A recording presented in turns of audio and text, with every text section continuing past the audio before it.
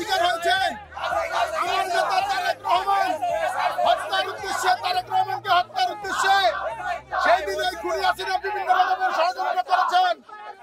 আপনারা ইনশাআল্লাহ আপনারা সত্যিই ধৈর্য ধরে ঐক্যবদ্ধভাবে তারেক রহমান এবং জিয়া পরিবারের বিরুদ্ধে সকল ষড়যন্ত্রের বিরুদ্ধে আমরা রুখে দাঁড়াবো ইনশাআল্লাহ।